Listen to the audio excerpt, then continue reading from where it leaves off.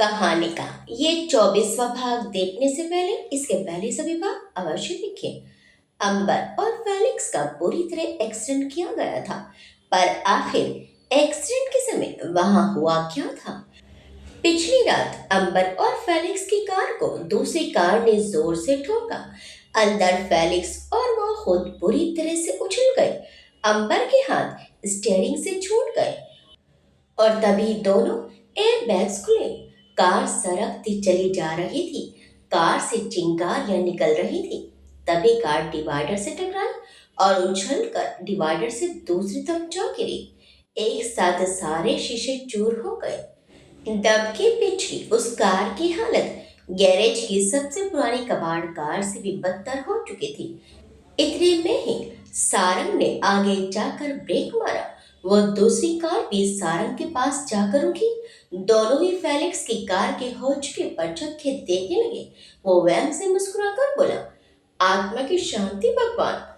Divider की दूसरी तरफ कार से धीरे धीरे पेट्रोल बहने लगा। सारंग ने कार मोड़नी चाहिए, तभी कुछ गाड़ियों का काफिला उन्हीं की तरफ आने लगा। उनकी कार की स्पीड हवा को भी चीर सकती थी। उन्हीं चार पांच कारों में से एक में उदय था। सारंग वहां रुकना चाहता था, लेकिन उन कारों की वजह से वो बिना रुके निकल गया। इधर अंबर और फेलिक्स अंदर घायल आड़े तिरछे कार में अटके थे। खुले एयरबैग से काफी हद तक उनका बचाव हुआ था, लेकिन पीछे से गाड़ी में आग लगना शुरू हो चुकी थी। फेलिक्स की आंखें आंसू से डबडबाई थी। धुंधली आंखों को खुला रखने की पूरी कोशिश कर रहा था फेलिक्स। उसने अपना हाथ बढ़ाया, फिर भी हाथ सीट बेल्ट तक नहीं पहुंचा। एयरबैग्स की वजह से वो उस उल्टी पड़ी कार में हिल भी नहीं पा रहा था। उसने देखा अंबर बेहोश है।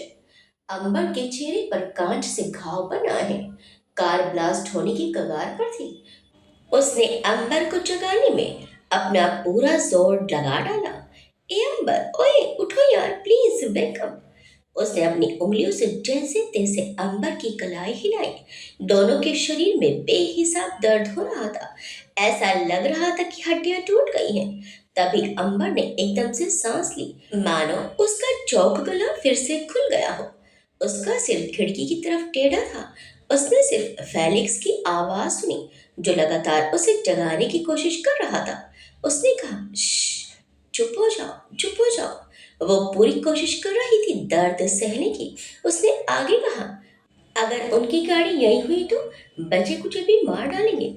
फेलिक्स ऐसी हालत में भी मुस्कुरा उठा। फेलिक्स बोला, मेरी सीट बेल्ट खोलो। अंबर कलेज की तरफ हाथ टटोलने लगी। कुछ ही प्रयास में उसने अंदाजे से उसकी सीट बेल्ट खोली। इतने में ही फेलिक्स ने देखा कि आग फैलकर अंबर की तरफ आ रही है। उसने पलके झपकते ही अपनी सीट सरकाई और गेट खोलकर बाहर रोल कर गया। जल्दी से वो दूसरी तरफ गया। उसने तेज धारदार शीशे से सीट बेल्ट एक ही बार में अलग कर दी। फिर उसने गेट खोलना चाहा, लेकिन उस टूटे गेट की हालत के चलते वो नहीं खुला। फेलिक्स ने आग की तरफ देखा और एकदम से कहा, सॉरी राजकुमारी, हाथ पैर टूट सकते हैं तुम्हारे। इतना कहते कहते ही उसने अंबर को खिड़की से हाथ डालकर बाहर खींच लिया। अंबर कुछ समझ पाती उससे पहले ही दर्द के मारे उसकी आंखें मिच गई और उसके मुंह से छोटी सी चीख निकली। फेलिक्स उसे बाहों में भरकर दूसरी तरफ रोल कर गया। तभी अंबर की कार में जोरदार धमाका हुआ। बूम! पहियों की पैनी आवाज से पूरा हाईवे गूंज गया। अब तक सारंग और उसके साथी कार लेकर निकल गए थे। उदय वहां पहुंच चुका था, पर कार में धमाका देखकर उदय की धड़कनें थम सी गई। वो भरभराते हुए आग की लपटों में कूदने लगा कि पीछे से आवाज आई, ओए हीरो, हीरो नान बनना है क्या? ये फेलिक्स था। उदय का चेहरा सफेद पड़ चुका था, मगर फिर उसकी नजर अंबर पर पड़ी, जो हल्के से मुस्कुरा उठी थी। उसने कहा, परफेक्ट टाइमिंग है तुम्हारी, वरना सीधे स्वर्ग में मिलते। उदय अपनी आंखें पोंछकर उसकी तरफ दौड़ा। होठों पर एक मुस्कान काफी थी उसकी खुशी जाहिर करने को। उसने अंबर को अचानक से गले लगाया और बोला, परफेक्ट होती तो ये कार बच जाती। अंबर उसके कंधे थपथपाकर बोली, इसे पे कर दी ना, इसकी कार थी। फेलिक्स नकली हैरानी जताकर बोला, आई कांट बिलीव दिस, वहां मेरी कार चल रही है और तुम लोग मजाक कर रहे हो। उदय बोला, मजाक तो आप कर रहे हैं मिस्टर रेना। आपके पिताश्री के द्वारा आपको स्मरण किया जा रहा है। उदय उसे देखकर अजीब तरह से मुस्कुराया। उसको ऐसे हंसते देखकर फेलिक्स के रोंगटे खड़े हो गए। उसने उदय की बात याद की तो एकदम से कहा, तुम मेरे डेट को जानते हो? उदय बोला, अंबर के साथ डेट पर कोई बेसमेंट का हैकर जा सकता है क्या? उदय ने इतना कहा और फिर झुककर अंबर को उठा लिया। फेलिक्स बोला, मतलब कब से? फिर फेलिक्स ने दोनों को देखते हुए एकदम से अपना सवाल बदल लिया। कहीं इसकी वजह से तो रिजेक्ट नहीं हुआ मैं? उदय ने तुरंत ही कहा, शट अप, बहन है मेरी। फेलिक्स ने होठों को गोल करके ओह कहा। तभी तक बॉडीगार्ड्स उसे सहारा देकर कार में बिठा चुके थे। तुम उन गुंडों को फॉलो नहीं करोगे, अंबर उदय को आदेश दे रही थी। उदय ने उसे आराम से कार में बिठाया और बोला, मेरी प्रायोरिटी वो गुंडे नहीं है। वो तीनों एक गाड़ी में थे। कार वहां से यू टर्न लेने को थी कि अंबर को अचानक ही कुछ सोचा। वो बोली, वेट। गार्ड ने एकदम से ब्रेक मारा। फेलिक्स की सिसकी निकल गई। वहीं उदय ने एक झटके से गर्दन घुमाई। उदय बोला, अब ये मत कहना कि तुम उनका पीछा करोगी। मैं तुम्हें सच में मार डालूंगा। उदय अंबर को बुरी तरह से घूर रहा था। अंबर बोली, Uday, I was about to die. पर पता है, जब वो मुझे फॉलो कर रहा था तब पहला ख्याल मेरे मन में क्या था जानते हो? कि मेरे बाद टारगेट बाबा साहब होंगे, इसलिए मुझे बचना था। अंबर ने गंभीर भाव ले रखे थे। आखिर मौत को छूकर वापस आई थी वो। उसने मन में ही कहा, बाबा साहब को तो जय बचा लेते, पर जय से सूर्यवंशी को कौन बचाता? उसने पलके झपकाकर अपनी सोच झटक दी। बात तो सही थी। अगर उसे कुछ हो जाता तो किसी एक की वजह से भुगतान हर सूर्यवंशी को करना पड़ता। इस बार फेलिक्स ने कहा, पर ये सही कह रहा है। अगर उन्हें पकड़ना जरूरी है तो तुम्हारी सेफ्टी उससे ज्यादा जरूरी है। हम नहीं जानते कौन सा बैकअप है उनके पास। अंबर ने बाहें ऊपर की और फिर हिलाते हुए कहा, वे विल प्ले अलोंग। यानी कि हम उनकी योजना के अनुसार चलेंगे। मतलब? लड़कों के मुंह से एक साथ निकला। अंबर ने कार के शीशे से सीधा सामने देखा। फेलिक्स की धधकती हुई कार दिख रही थी। वो बोली, यहाँ एम्बुलेंस आएगी और जिस तरह से रॉयल ग्रुप्स की प्रेसिडेंट और उदित रैना के बेटे को ले जाना चाहिए वैसे ही ले जाएगी। हम बच गए, ये किसी को मालूम नहीं पड़ेगा और वो यही समझेंगे कि हम दोनों डेथ बेड पर हैं और किसी भी पल कोई भी मर सकता है। सिक्योरिटी इतनी टाइट रखो कि पूरा जयपुर आंखों पर पट्टी भी बांध ले, फिर भी उन्हें दिखाई दे कि यहाँ एक्सीडेंट नहीं मर्डर अटेम्प्ट किया गया है। अटेकर को जाने न दो कि वो सफल नहीं हुआ है, पर उसे ये भी लगने दो कि किसी भी क्षण वो सफल हो सकता है। उदय और फेलिक्स की सांस अटक गई। वो बिना पलके झपके हाईवे के शांत सन्नाटे में अंबर की आवाज सुन रहे थे। दोनों को महसूस हुआ कि उनके रोंगटे खड़े हो गए हैं। उदय फटी आंखों से बोला, पर क्यों करना है ऐसा? अंबर दर्द स्वर में बोली, क्योंकि अब मुझे जानना है कि इतनी नफरत कौन लेकर जी रहा है। अगर एम्पायर चाहिए तो मांग ले, मैं खुशी खुशी सब कुछ दे दूंगी। लेकिन मेरे बाबा साहब की तरफ नजर उठाने की कोशिश मेरे सहने की हद थी। अंबर की आवाज हर शब्द के साथ सर्द हो रही थी। फेलिक्स ने सोचते हुए कहा, मैंने तुम्हारे बारे में जितना सर्च किया है तुम माफ कर देती हो, नहीं करोगी? उदय भी शायद कहीं न कहीं ये जानना चाहता था कि क्या इतनी सहज शांत स्वभाव लड़की अपनों की सच्चाई जानने के बाद माफ नहीं करेगी उन्हें। अंबर ने फेलिक्स की तरफ हल्के से सिर घुमाया और बोली, कर देती। बात मुझ तक रहती तो वो मुझे मार दे, मुझे फर्क नहीं पड़ता। पर अब नहीं, दूसरों को घसीटा जा रहा है। उर्वशी, चंद्रशेखर अंकल, बाबा, तुम और खैर, that person will pay enough. Uday टेढ़ा सा मुस्कुराया। तब तक फेलिक्स ने कहा, मैंने शायद ये सुना है कि that person will pay enough from his blood. ये सुनते ही उदय की हंसी छूट गई। पर अंबर के लिए ये मजाक नहीं था। वो अंत नहीं जान पाई है, क्योंकि जय उसे किस हद तक बदल चुका है ये वो भी कहाँ समझी। उदय ने हंसते हंसते ही कॉल लगाई, विराट शेखावत। विराट शेखावत मेरी ही कहानी के किरदार रह चुके हैं। इतना जान लीजिए कि लाइफ केयर हॉस्पिटल्स इनके हैं। सामने से विराट ने कुछ कहा तो उदय ने कहा, प्रिंसेस अंबर को आपकी हेल्प चाहिए। We need ambulance here right now. Virat ने फिर से कुछ कहा तो उदय ने मुस्कुराकर जवाब दिया, आई नो मुझे हॉस्पिटल फोन करना चाहिए, पर चीजें बहुत कॉम्प्लिकेटेड है। आपके हॉस्पिटल का चार्ज भी चाहिए। कुछ सुनने के बाद उदय ने कहा, थैंक यू वेरी मच। फिर उसने फोन रख दिया। अंबर बोली, बट रिमेंबर वन थिंग, अभी कोई ये नहीं जान पाए कि एक्सीडेंट होने वाले शख्स हम हैं। आगे क्या करना है वो हॉस्पिटल में डिसाइड करते हैं। Okay done. उदय ने अंगूठा दिखाया। अब हॉस्पिटल में उदय और विराज की झड़प हो गई और उदय बहुत गुस्से में था। मोनी वहां नहीं थी तो कहाँ थी? मोनी उस रूम में थी जहां अंबर और समर्थ थे और वहां एक बड़ी सी स्क्रीन लगी थी। अभी अभी विराज और उदय की झड़प उस स्क्रीन पर ऐसे दिख रही थी मानो खिड़की से सीधा प्रसारण। सामने मोनी इंस्टेंट कॉफी बनाने में लगी हुई थी। हाथ में बड़ा साइज वेफर्स चिप्स का पैकेट पकड़े समर्थ रैना यानी फेनिक्स काउच पर पसर कर टीवी देख रहा था। एक तरफ लाइट ब्लू कॉर्ड सूट में बैठे हुए 60-65 के वो शख्स जरूर उदित रहना ही होंगे, क्योंकि उनके नए नक्श और छवि समर्थ से काफी कुछ मेल खाता था। समर्थ चुस्त दुरुस्त था, हालांकि कुछ पट्टियां कोहनी, माथे, उंगलियों, टांग और कंधे पर थी, लेकिन ऑपरेशन करना पड़े ऐसा भी कोई गंभीर जख्म नहीं था। तभी वह दरवाजा सरकने की आवाज हुई। हर किसी की गर्दन खुद ब खुद उस ओर घूमी तो हाथों को नैपकिन से साफ करती हुई अंबर बाथरूम से निकल आई। उसके गालों पर पीछे की ओर कुछ स्क्रैचेस थे, माथे पर पीछे की तरफ घाव, फूटी हुई कोहनी और छिले हुए घुटने। वो भी सलामत ही थी। फेलिक्स ने उसके आते ही कहा, ये लड़का उदय एक्टर है क्या? वो वाकई उदय को देख कर चकित था।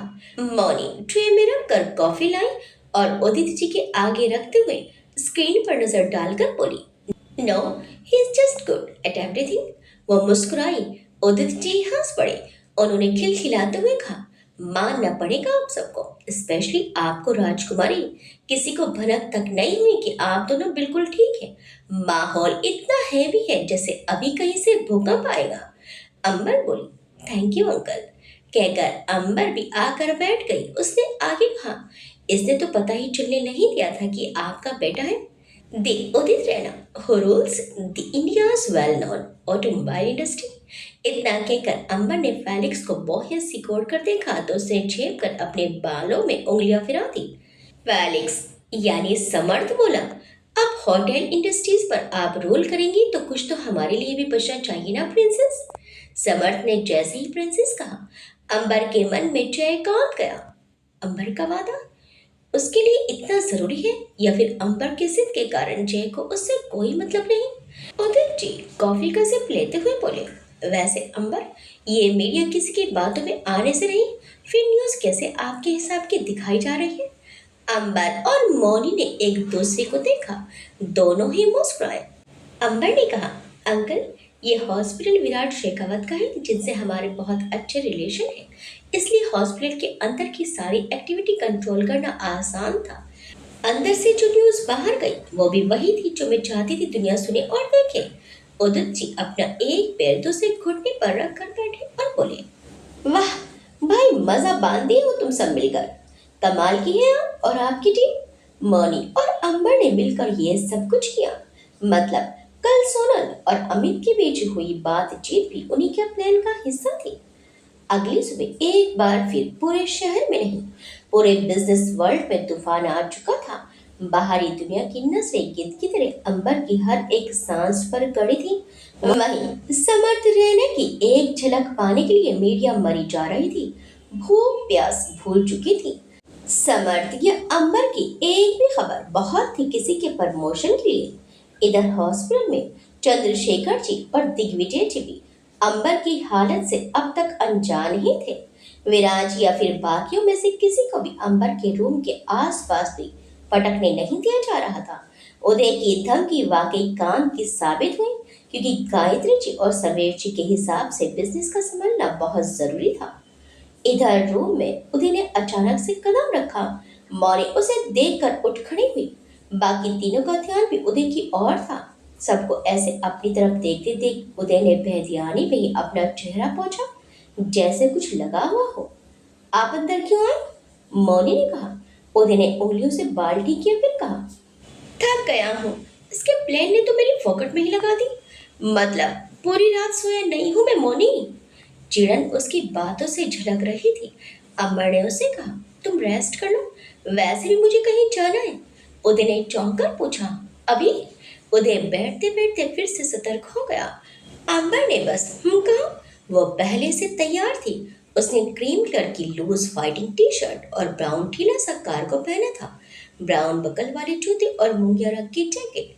उसने बालों की पौनी चोटी बना रखी थी। उदय 4-5 कदम रखकर उसके पास पहुंचा और उससे कहा, are you freaking out of your mind? ऐसी हालत में जाओगी? फूटी हुई हो तुम। और यार खुद को शीशे में देखो तो सही।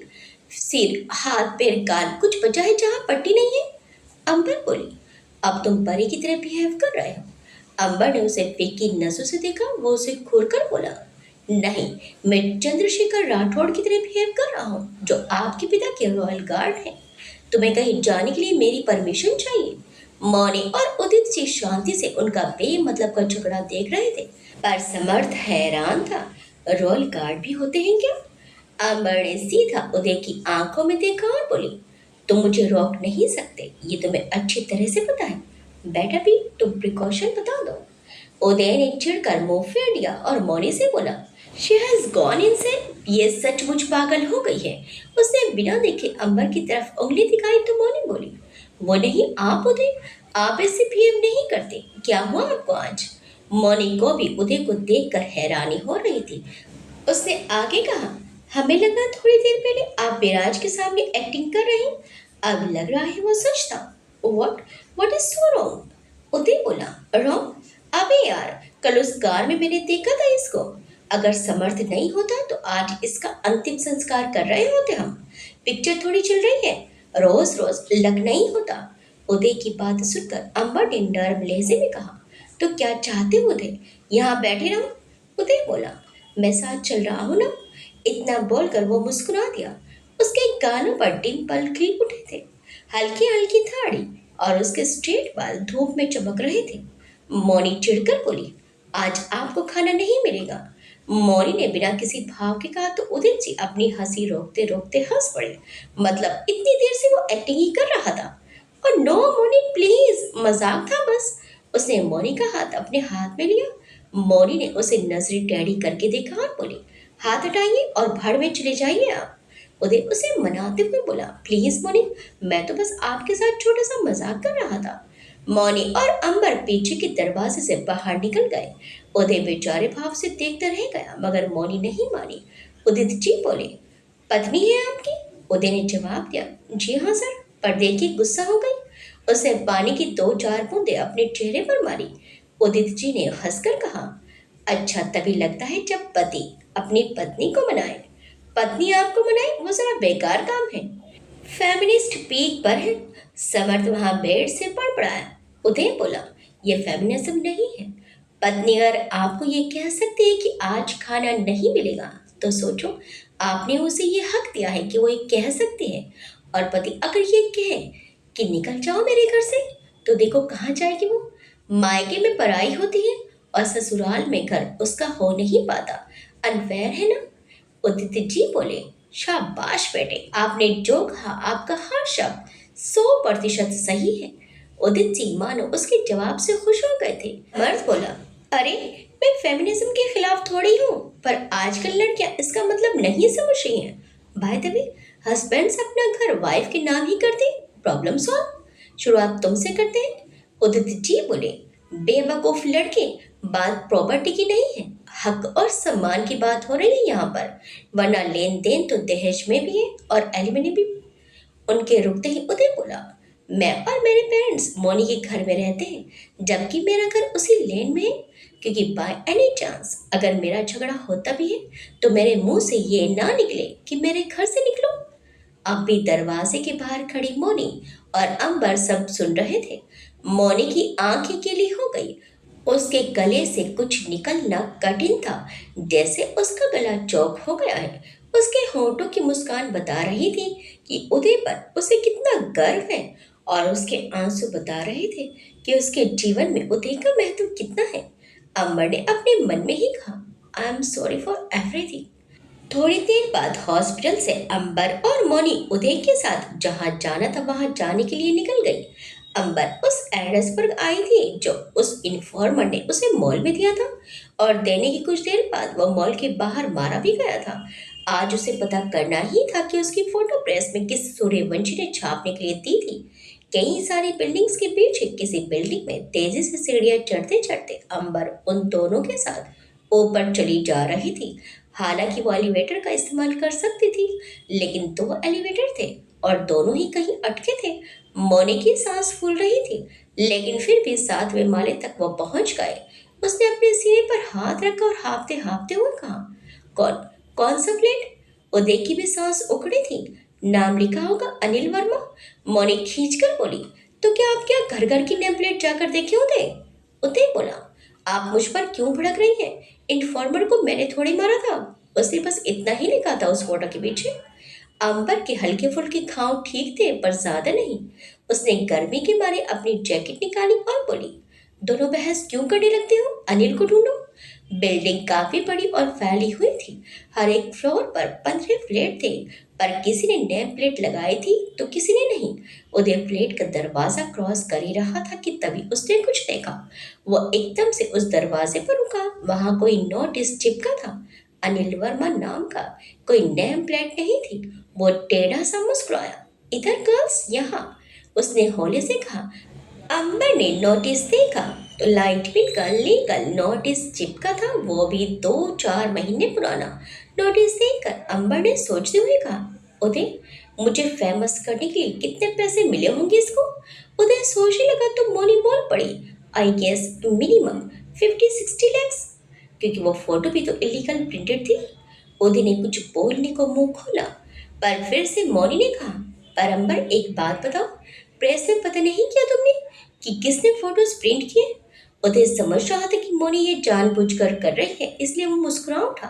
अंबर बोली, परी ने ट्राई किया था, बट वो प्रेस कंपनी पॉलिटिशियन से सपोर्ट में है, तो ज्यादा इंटरफेयर नहीं कर सकते थे, वरना मामला थोड़ा क्रिकी हो जाता। मौनी ने सिर हिलाया।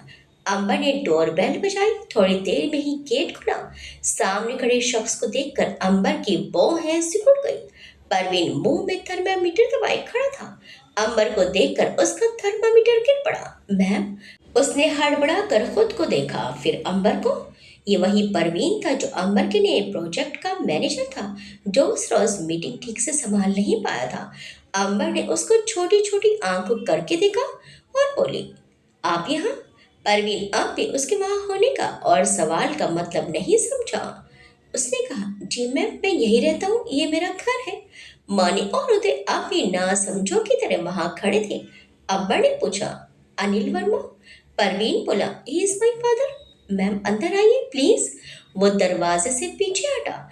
उदय ने अंबर के कंधे पर झुककर हल्के से पूछा, जानती हो क्या इसको? अंबर ने कदम बढ़ाए। कंपनी में मेयर प्रोजेक्ट मैनेजर है, न्यू ज्वाइनिंग।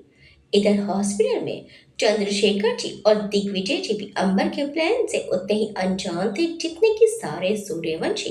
किसी को भी नहीं मालूम था कि अंबर और समर्थ कितने ठीक है कितने खराब है, लेकिन गायत्री जी को कुछ खटक रहा था। पहला मौनी, जो कि बोर्ड मेंबर्स में से एक है, उसका और उदय का साथ होना, और दूसरा कि उदय है कहाँ। कुछ 1-1.5 घंटा हो गया पर दोनों दिखे ही नहीं। अभी छत पर एक और उतरे चौपर से। परिणीता और प्रथम बेसुध से दौड़े भागे चले आ रहे थे। कॉरिडोर में फिर से हलचल पाकर सबने उधर देखा तो अपना पूरा दम लगाते हुए परिणीता और प्रथम तेजी से नजदीक आ रहे थे। अब डॉक्टर से उगलवा लेगी ये लड़की, चंद्रशेखर जी ने मन में ही सोचा, जबकि गड़बड़ तो उन्हें भी लग रही थी। परिणीता ने आते ही चंद्रशेखर जी से कहा, मुझे उससे मिलना है। बिल्कुल अड़ियल राजकुमारी की तरह वो चंद्रशेखर जी की आंखों में देखने लगी। चंद्रशेखर जी कुछ कहते उससे पहले ही डॉक्टर निकल आई।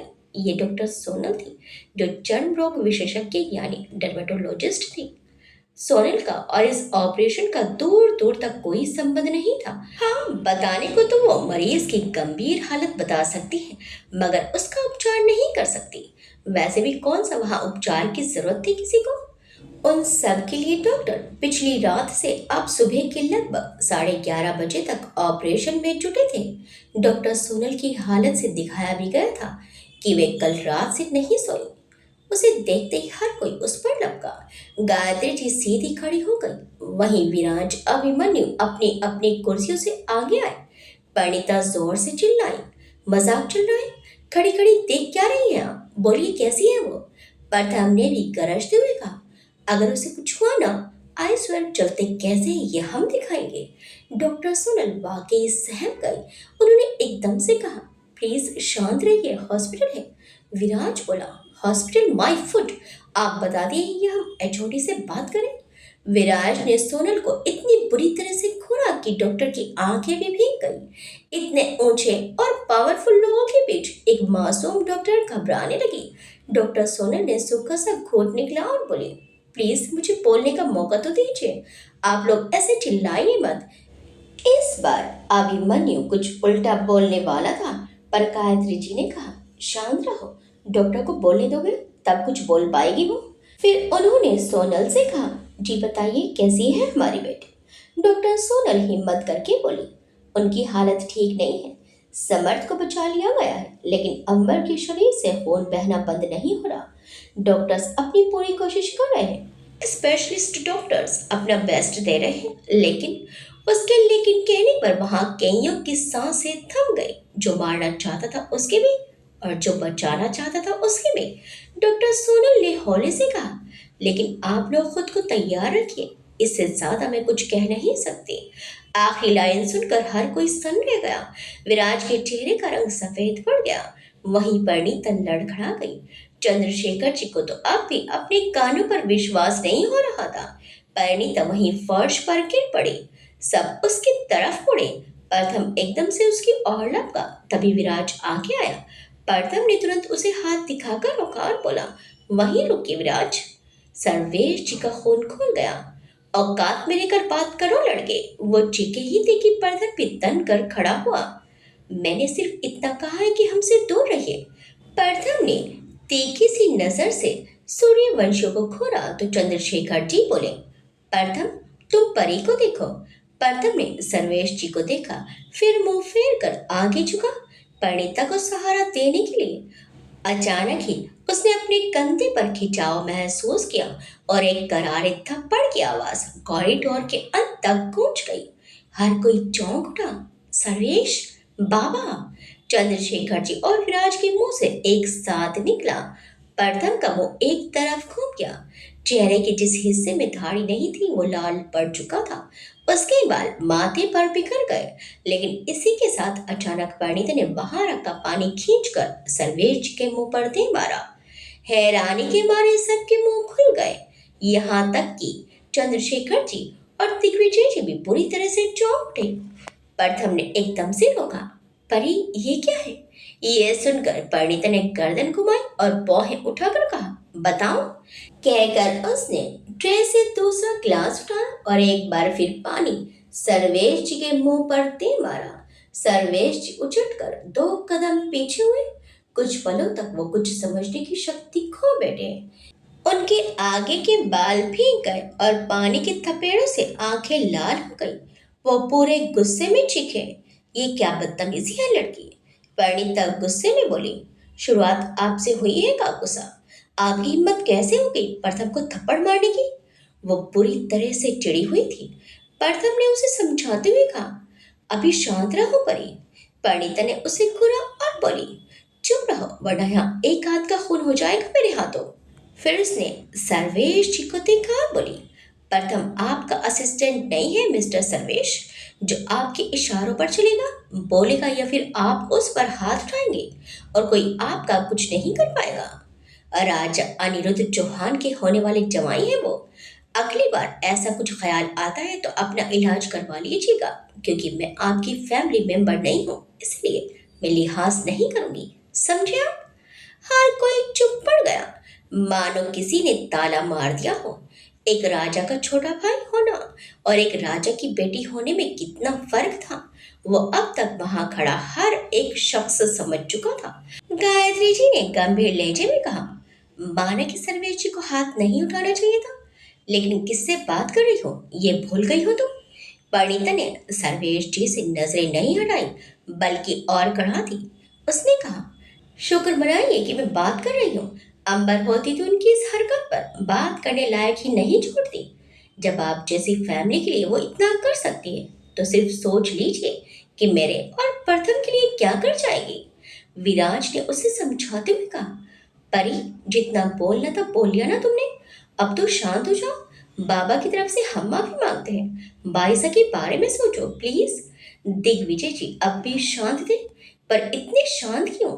सिर्फ अकेला जय ही नहीं, पूरा नाना परिवार पेचीदा है।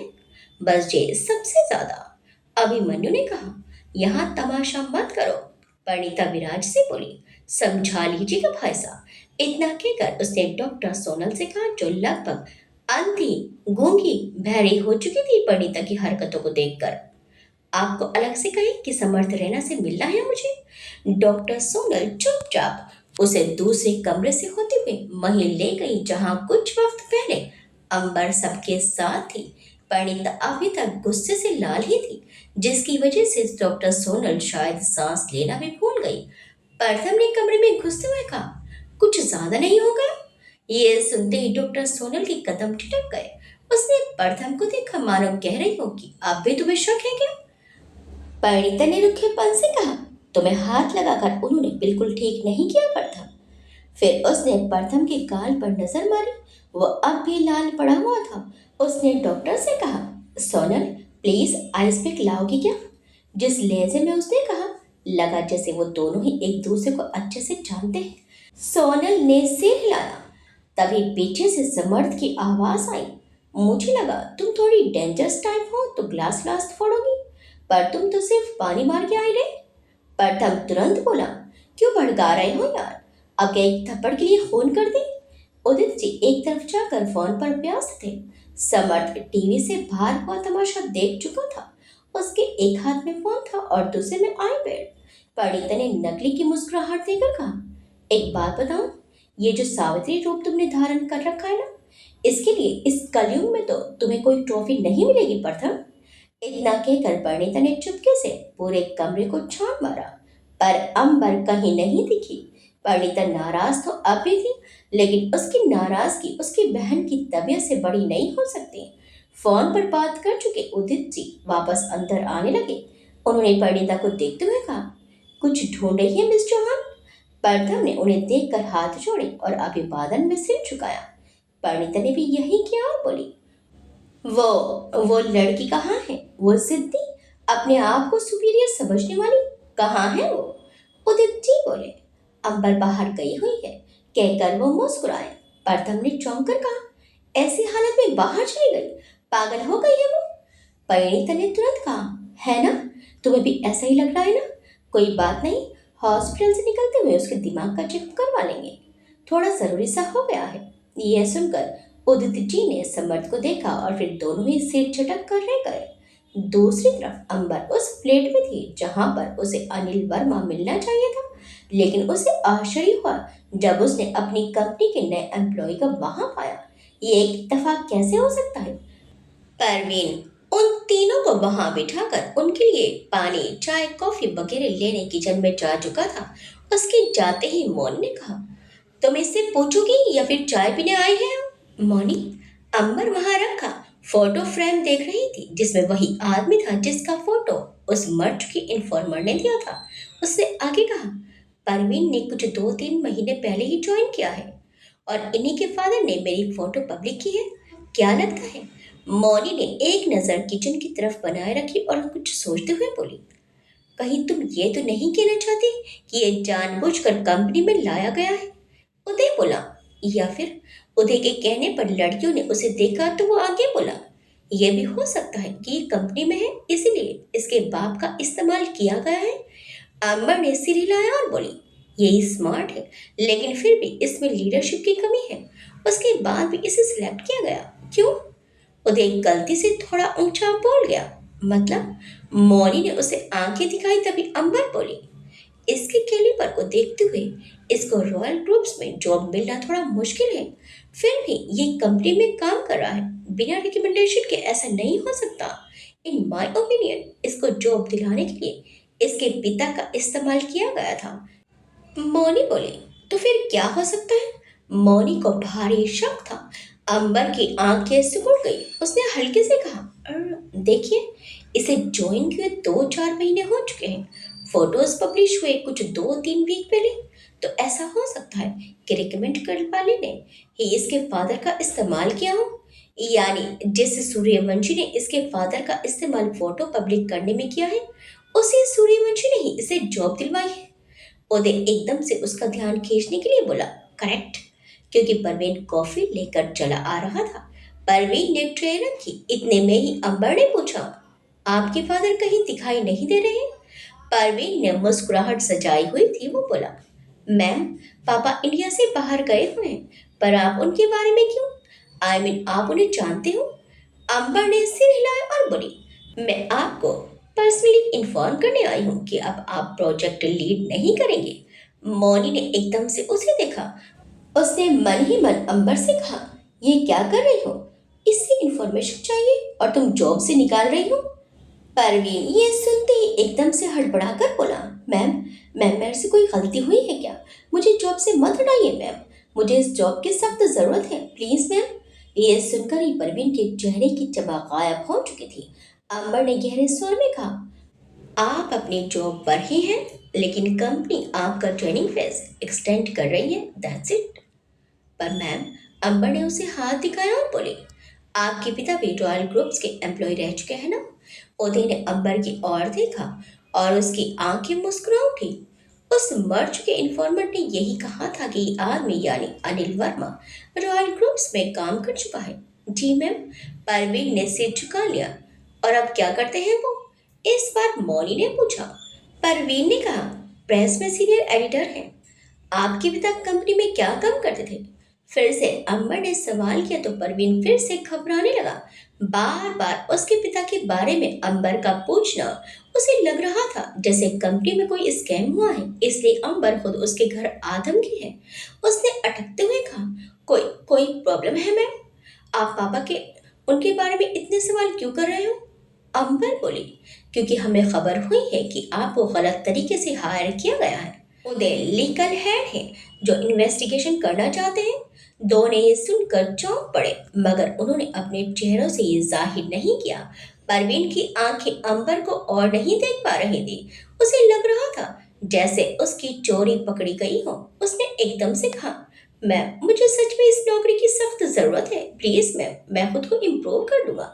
आपको और कंपनी को कभी निराश नहीं करूंगा। मैम, प्लीज मुझे मत निकालिए, प्लीज, आई बेग यू। वह लगभग गिड़गिड़ा रहा था। अंबर समझ चुकी थी कि सिर्फ इस जॉब के बदले ही किसी सूर्यवंशी ने अनिल वर्मा से अपना काम निकलवाया है। उसने शांत स्वर में कहा, आपको जॉब से नहीं निकाला गया है, लेकिन ये मिसकंडक्ट सिलेक्शन दोबारा ना हो इसलिए इन्वेस्टिगेशन जरूरी है। अब उदय ने सख्ती से पूछा, अब तुम खुद बताओ या एक और सवाल सुनना है? किसकी सिफारिश से तुमने ये जॉब पाई है? परवीन ने सिर झुकाया और बोला, मैम, वो सर ने। अभिमन्यु या विराज, आखिर कौन? तीनों के दिमाग में एक ही साथ सूर्यवंशु के नाम घूम गए। किसने? अमर ने उस पर आंखें खड़ा ली। वो अटकते हुए बोला, आरव सर ने। यह सुनते ही वो एकदम से उठ खड़ी हुई। परवीन हक बकाया सा 2 कदम पीछे हटा। वो हैरानी से बोली, क्या कहा तुमने? अंबर को क्या, उन दोनों को भी अपने कानों पर विश्वास नहीं हुआ। परवीन बोला, वो आरव सूर्यवंशी सर। इसके बाद अंबर कुछ पूछ ही नहीं पाई। उसका दिमाग सुन्न हो चुका था। आरव ऐसा नहीं कर सकता, वो नहीं है। बस यही शब्द वो खुद से बार बार कहे जा रही थी। लेकिन सच सबके लिए एक होता है, चाहे झूठ के सहस्त्रों चेहरे क्यों न हो। अंबर चुप खड़ी थी। मौनी ने उदय को देखा। दोनों एकदम से उठे। उदय ने परवीन से कहा, इन्वेस्टिगेशन के बारे में किसी को, मतलब किसी को भी, अपने पिता को भी बताया तो यहाँ से नौकरी से जाओगे ही। किसी थर्ड क्लास कंपनी में भी काम करने लायक नहीं बचोगे, अंडरस्टैंड? उदय ने उसे ऐसे घूरा कि जला ही डालेगा। घबराया तो पहले ही था, अब तो उसके शरीर में रोंगटे खड़े हो गए। उसने जल्दी जल्दी 5-6 बार सिर हिला दिया। अंबर चुपचाप बाहर चली गई तो मोनी तेज कदमों से उसके पीछे हो ली। वहां से निकलकर वो तीनों लौट रहे थे, लेकिन अंबर ने आज फिर कार उसी बुक स्टोर के सामने रुकवाई। दोनों अंबर को देखते रह गए, लेकिन वो मुंह पर मास्क लगाकर बुक स्टोर में चली गई और कुछ देर बाद खाली हाथ ही वापस आई। शाम के समय हॉस्पिटल में अंबर चुपचाप उस वीआईपी प्राइवेट रूम में लेटी थी। उसके शरीर पर कुछ पट्टियां नकली थी तो कुछ असली।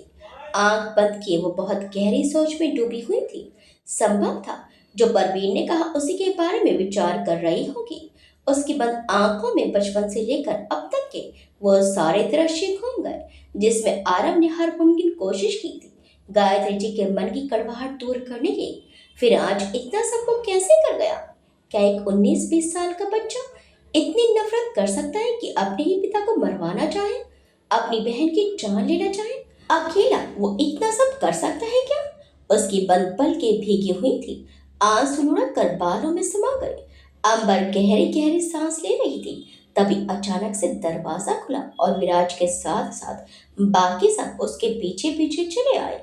विराज के आते ही अंबर की आंखें खुली। उसने जल्दी से अपनी आंखें पोंछी और उठने लगी, पर विराज एकदम से उसके पास आता हुआ बोला, नहीं नहीं भाई साहब, आप लेटे रहिए। आरा का नाम जानने के बाद भी अंबर के मन से शक दूर नहीं हुआ। उसकी निगाहों में अब भी सूर्यवंशी के लिए सिर्फ एक ही भाव था, वो था गुस्से का। उसने विराज को हाथ दिखाकर बीच में ही रुका और बोली, आई एम ओके। विराज के कदम फर्श से ही चिपक गए। हर कोई अपनी अपनी जगह जम सा गया था, परिणीता और प्रथम को छोड़कर। प्रथम बोला, तुम ठीक हो? हम किसी अच्छे हॉस्पिटल पे जा सकते हैं, बताओ। सर्वेश जी उनमें नहीं थे और ना ही आरव। विराज ने प्रथम से कहा, ये देश के बेहतरीन हॉस्पिटल में से एक है प्रथम, चिंता मत करो। परिणीता अपने मन में बोली, वो तो अब आप सबको करनी होगी भाई साहब। परिणीता ने सबको फेंकी सी नजरों से देखा और फिर जाकर चुपचाप अंबर के पास रखे स्टूल पर बैठ गई। उसने अंबर पर ध्यान ही नहीं दिया क्योंकि अब भी उसे याद था कि अंबर ने उसे भगाया था। रत्ना जी के ठीक बगल में खड़ी गायत्री जी एकटक राजकुमारी को देखे जा रही थी। उनकी ठंडी नजरें और बेभाव चेहरा माधवी माहौल बनाने को काफी था। उन्होंने कहा, बिना सिक्योरिटी के आप शहर से बाहर गई ही क्यों ऐसा? बाहर पूरा जयपुर क्या पूरा देश खड़ा है। न्यूज वाले जाने कहां कहां से आकर सिर पर खड़े हो गए हैं, सिर्फ आपकी एक लापरवाही की वजह से। आए दिन आप कुछ ना कुछ ऐसा कर देती हैं कि अकेली आप नहीं, पूरा सूर्यवंशी परिवार मुसीबत में आ जाता है। अरे इतना ही नहीं, आपके कारण रॉयल ग्रुप्स जैसे ऊंचे नाम को ग्रहण लग गया है। सिर्फ आपकी वजह से। उनके तीखे करारे शब्द से पूरा कमरा सन्नाटे से भर उठा। सांस की शें तक की आवाज नहीं थी वहां पर। परिणीता का खून खोल गया। वो उठने को हुई, लेकिन अंबर ने उसकी मुट्ठी अपनी हथेली में दबा ली। रत्ना जी ने मरी मरी आवाज में कहा, जी जी प्लीज शांत शांत हो जाइए, अभी अभी तो वो इतने बड़े खतरे से बाहर आई है। गायत्री जी बोली, उस खतरे को आमंत्रण दिया किसने था रत्ना? इनफैक्ट ये तो हमारा नाम ऐसे खराब करने पर तुली हुई है कि उस लड़के समर्थ के साथ डेट पर चली गई। गायत्री जी ने आखिरी लाइन कहते कहते अंबर को घूरा। प्रथम अपनी पुतलियां कोने में करके उन्हें टेढ़ी नजरों से घूर रहा था। वहीं बनीता की हथेली अंबर की उंगलियों में जकड़ी हुई लाल पड़ चुकी थी। विराज जो काफी देर से शांत था और अभिमन्यु मानो उसे कोई फर्क ही ना पड़ा हो। अभिमन्यु ने आराम से कहा, आप किसे समझा रही है मासा? इन्हें इन्हें अपनी लाइफ से ही फुर्सत नहीं है, कभी यहाँ जाती है कभी वहाँ। रॉयल ग्रुप्स में क्या हो रहा है उससे इन्हें क्या फर्क पड़ेगा? अभिमन्यु की बात सुनकर विराज को गुस्सा आ गया। वो गरजता हुआ अभिमन्यु को खाली आंखों से देखते हुए बोला, हम तुम्हें आज आखिरी बार समझा रहे हैं अभिमन्यु, आइंदा से जब अपनी बहन के बारे में बोलो तो ये याद रखना कि तुमसे ही नहीं, तुम्हारी माँ से भी पहले से वो उस महल में थी। अभिमन्यु कुछ कह नहीं पाया, उसकी मुठ्ठियां कस गई। फिर विराज ने गायत्री जी से कहा, हम आपसे भी यही कह रहे हैं ताई जी, खुद ताऊ जी को कोई हक नहीं है बायसा पर सवाल उठाने का। हमारी इस पीढ़ी की इकलौती राजकुमारी है वो, तो ताऊ जी भी बायसा की निजी जिंदगी में दखल नहीं देते। उनकी मर्जी उन्हीं की होती है। गायत्री जी व्यंग से हंसी। विराज की बाहें हल्के से उठी तो गायत्री जी ने कहा, अगर इन्हें इतना ही शौक है आजादी का तो छोड़ क्यों नहीं देती सब कुछ। त्याग दीजिए रॉयल ग्रुप्स और अपना हक, हो जाइए आजाद। जी जी, रत्ना जी ने उन्हें टोका, मानो वो सीमा से अधिक बोल रही है। अंबर ने ठंडेपन से कहा, आप प्रे करिए मासा कि अगली बार ऐसा कुछ हो तो मैं जिंदा ही ना बच पाऊं। वनिता और प्रथम के साथ हर कोई सन्न रह गया, क्योंकि त्याग जब किया जाता है जब वो कर्तव्य हो। हम कर्तव्य त्याग नहीं सकते। उसने इतना कहकर विराज से कहा, भाई साहब, मीडिया से कहिए कि अंबर सूर्यवंशी पर जानलेवा हमला हुआ है और वो इसकी तह तक जाएगी। विराज ने अंबर को देखा और अपने मन में बोला, बात बिगड़ जाएगी भाई साहब, आप खतरा मोल ले रही हैं। इतना सोचते हुए ही उसने अंबर के आदेश पर से हिलाया, ध्यान रखिएगा अपना। कहते कहते ही गायत्री जी वहां से चली गई। विराज ने रत्ना जी से कहा, मॉम आप भी उनके साथ जाइए, हम रुकते हैं। दोनों महिलाएं वहां से चली गई। कोई जरूरत नहीं है रुकने की। पंडिता तुरंत बोल पड़ी, मैं हूँ, प्रथम है, और वो देखिए अंकल आ गए। पीछे से चंद्रशेखर जी और दिग्विजय जी चले आ रहे थे। विराज ने पीछे देखा तो एक कदम पीछे हटकर उसने सिर झुका दिया। दिग्विजय जी ने मुस्कुराकर अंबर से कहा, अंबर, भाई सा से वादा किया था आपने कि आप ठीक रखेंगे खुद को, फिर ये क्या देख रहा हूं मैं। अंबर अपनी जगह पर ही ठीक से बैठी। उसने बेहद शांत स्वर में कहा, जी माफ कीजिएगा, पर क्या मैं आपको ठीक नहीं लग रही हूँ। दिग्विजय जी और चंद्रशेखर जी एक साथ हंस पड़े, जबकि विराज के हाव भाव अब भी वही थे। चंद्रशेखर जी ने कहा, दिग्विजय जी, मेरी बेटी को बातों में भी हराया नहीं जा सकता, तुम्हें थोड़ी और कोशिश करनी चाहिए। नहीं, प्लीज अंकल, अंबर ने उन्हें जरा डांटते हुए कहा, मैं बस उन्हें ये कह रही थी कि मैं बिल्कुल ठीक हूँ, वो फिक्र ना करें। प्रताप ने विराज और अभिमन्यु को अब भी वहीं खड़े पाया। उसने एकदम से कहा, वेगस में राजा जी के साथ कौन है अंकल। अनिरुद्ध है वहां। चंद्रशेखर जी बस छोटा सा झूठ बोलकर रह गए। अंबर ने कहा, प्रथम इनके जाने का इंतजाम करो। भाई साहब, अभिमन्यु, आप मीडिया संभालिए। फिर कुछ देर में ही सब वहां से चले गए। रात के समय अंबर फिलहाल समर्थ के कमरे में था। वही क्या, प्रथम, मौनी, परिणीता, उदय और खुद समर्थ भी वहीं डेरा जमाए बैठे थे। समर्थ जो अपने बड़े से पलंग पर फैलकर लैपटॉप, आईपैड और जाने कुछ टाइल्स के साथ क्या कुछ करने की कोशिश में था। थोड़ी देर पहले खाना खाते हुए मौनी प्रथम और पंडित को परवीन और अनिल के बारे में हर जानकारी दे चुकी थी। पंडिता ने उदय से कहा, अब क्या सोच रहे हो, वेट कर रहे हो कि वो लड़का आरव कुछ और करके अंबर को फिर से हार्म करे। वो थोड़ी ज्यादा ही चिड़ी हुई थी। मौनी ने कहा, चिढ़ क्यों रही हो, सब ठीक है। पंडिता बोली, हाँ हाँ सब ठीक ही है, ये ऊपर पहुंच जाती उसके बाद भी सब ठीक रहता। फिर वो एकदम से उठ गई और बोली, इस आरव को तो मैं देखूंगी। कल के आए लड़के की इतनी हिम्मत हो गई कि हमारे साथ गेम खेलेगा। How dare he. प्रथम ने उसे पूरी तरह से नजरअंदाज किया और बोला, आप श्योर है ये सब उसी ने किया है। वो मौनी को देख रहा था। ये सुनकर मौनी ने उदय से कहा, उदय, मैं भी यही पूछना चाहती हूँ, आरव इतना सब अकेले कर सकता है। उदय मुंह बनाकर और कंधे उछाल कर रह गया। परिणीता बोली, अगर उसने ही किया होगा ना तो छोड़ेंगे नहीं। कहते कहते परिणीता ने अपने बाल बांधे। प्रथम बोला, बच्चा है वो, थोड़ा शांत हो जाओ तुम। प्रथम ने कहा तो परिणीता ने व्यंग से हंसकर कहा, ओ अच्छा, बच्चा है वो, तो फिर एक काम करते हैं, उसने हम क्लासरूम के सामने हाथ ऊपर करके खड़ा कर देते हैं, ऐसी पनिशमेंट चलेगा। उसने इतना कहा ही था कि उदय खिलखिला पड़ा। अचानक ही अंबर ने बेहद सर्द आवाज में कहा, मौनी। सब एकदम से रुक कर उसे देखने लगे। मौनी भी। अनिल वर्मा कंपनी में काफी पुराने थे और उनसे जान पहचान होने के लिए आरव छोटा नहीं है। अंबर कुछ सोच रही थी। मौनी ने सिर हिलाया और बोली, बात तो सही है तुम्हारी, लेकिन हम सिर्फ एज्यूम नहीं कर सकते। जब परवीन ने कह दिया कि वो आरव था जिसने उसकी हेल्प की, तो मतलब साफ है आरव इन्वॉल्व था, एंड इट्स अनडिनाइबल। अंबर ने उदय से पूछा, अनिल की कोई इंफॉर्मेशन। उसने नाम में सिर हिलाया। प्रेस से पता चला कि वो कुछ दिन छुट्टी पर है। समर्थ पलंग पर बैठा बिल्कुल ही बेफिक्रे से बोला, है नहीं था, मर गया, व्हाट? हर किसी के मुंह से एक साथ निकला। अंबर की आंखें बड़ी बड़ी हो गई, वहीं मोनी के पैरों तले जमीन सरक गई।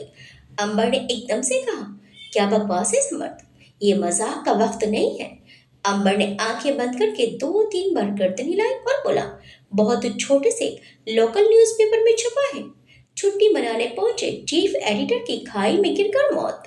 सब अविश्वास से उसे देखे जा रहे थे। उदय ने पूछा, आर्टिकल कब का है?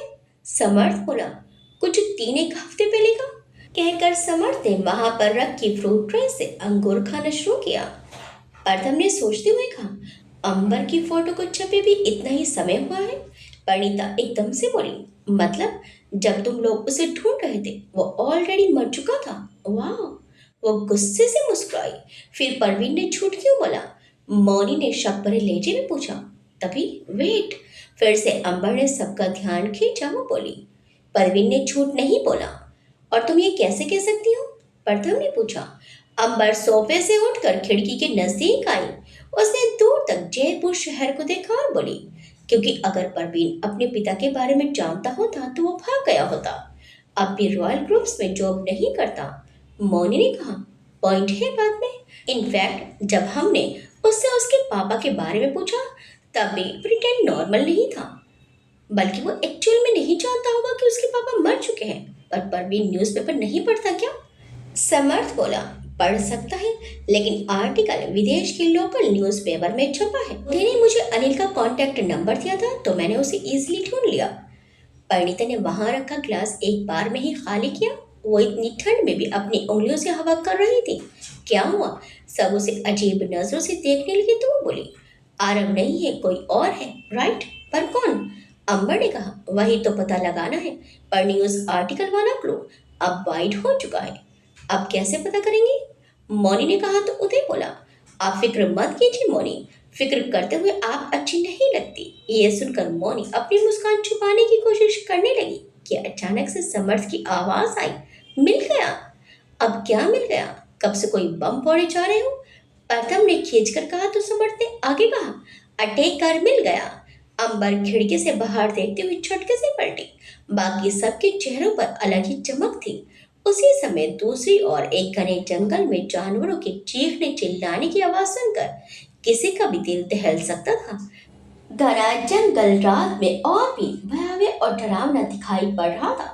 उसी जंगल के बीचों बीच खाली मैदान था। हाईवे को उस मैदान से जोड़ती हुई एक पतली सी पगडंडी पेड़ पत्तों से भरी पड़ी थी। ठंड के मौसम में छाती हुई ओस ने पूरे जंगल को बादलों से ढक सा दिया था। उस मैदान में ही दो कारें खड़ी थी। पहली कार नेवी ब्लू कलर की थी और दूसरी black and white Aston Martin. कहने की जरूरत नहीं कि दूसरी कार जाने माने ब्रांड के कारण अमीरों की शान बढ़ाने का काम करती थी। उसी कार की विंड स्क्रीन के कोने पर वेशभूषा ब्रांड का लोगो भी चिपका था। पहली कार के सारे शीशों पर खून के छींटे थे। उसी कार का पिछला गेट खुला था और उसी गेट के आगे 2 कदम काले स्नीकर्स में जमीन पर थे। वो शख्स कोई और नहीं, शौर्य था। उसने झुककर अपना सिर और शरीर कार के अंदर डाला था। अचानक एस्टन कार का गेट खुला और एक कदम जमीन पर रखने के साथ ही जय उतरा। जय ने बेस्टो सिल्क कुर्ता पहना था और साथ ही सफेद सिल्क शलवार पैंट के साथ जयपुरी मैरून जूतियां डाली हुई थी।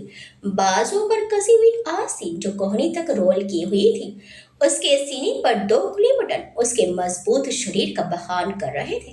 एक खूबसूरत गुलाबी सोने की चेन उसके गोरे रंग पर निखर रही थी। ठीक ऐसी ही चेन दाता हुकुम सूर्यवीर सिंह राणा ने अंबर को भी दी थी। जय के हाथ में प्राचीन और बेहद सुंदर कटार थी। अचानक ही उसने कटार नेवी ब्लू कार की ओर फेंकी। कटार सीधा विंडस्क्रीन के पार उस ड्राइवर के गले के ठीक बीच में जा घुसी। शीशा छनकर के टुकड़ों में बिखर गया। वो आदमी पूरी तरह से बिलख उठा।